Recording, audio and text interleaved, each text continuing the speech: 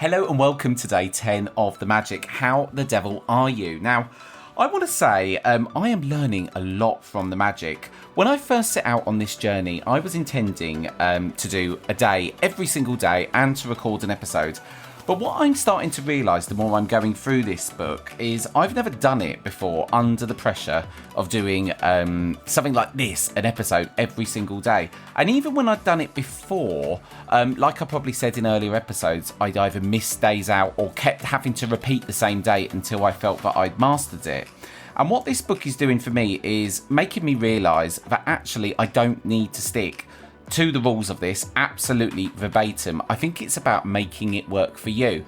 So the reason I say that story is when I first set out on this to do a day every single day, that was my kind of idea of what success looked like with The Magic. But actually now on day 10, I'm starting to look at success slightly differently. I'm starting to look at it by how much it's actually having an impact in my life. So one of the things that I was trying to manifest at the very beginning of this journey when I started the podcast, and it's been something I've been trying to manifest for ages, was a relationship. That for me was something that I just couldn't seem to materialise, and it was difficult. But this weekend, actually, I've been spending time with someone that I'm in a relationship with, and actually, I was saying to him, I feel quite overwhelmed that I'm not managing to get an episode of The Magic in every single day. And he was saying, no, it's about the impact it's having on your life overall. So yesterday, I didn't do day 10. What I actually did was I spent the day with my partner, but actually being so grateful for him being in my life. So today is Magic Dust, everyone. And I think this is a great day. And the reason why I think it's a great day is it's made me realise how often do I say thank you to people who might hold the door open to me. It might be, all the people we come into touch with throughout the course of a day. We come into touch with loads of people. I know I do anyway. From my morning coffee to when I maybe go buy my lunch to the checkout person who checks out my food in the supermarket. And I always say thank you. But how often do I actually feel grateful, feeling gratitude?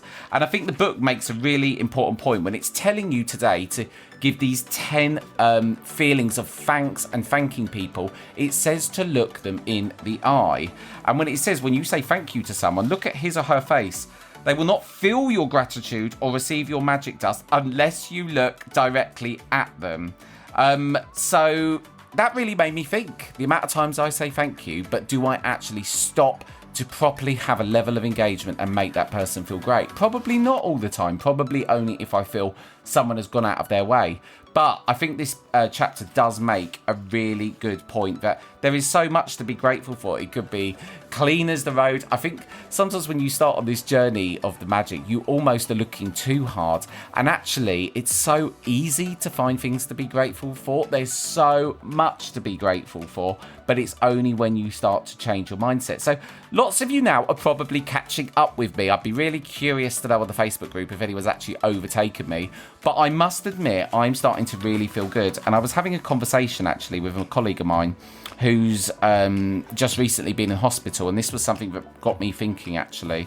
And he's had a lot of problems with his health recently, and is always thinking negatively about his health. And I suddenly thought to myself, I need to get him reading The Magic, because I'm really starting to feel that I'm on a much more positive frequency now than when I started this book and this journey.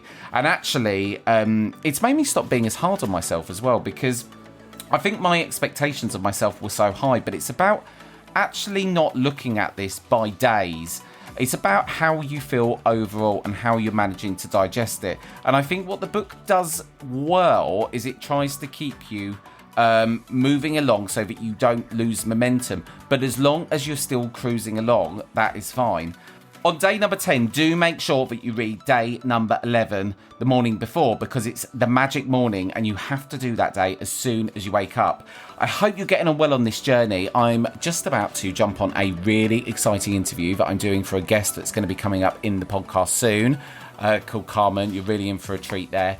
I hope for all of you that are following along, you've had an amazing weekend, and I'll see you on day 11.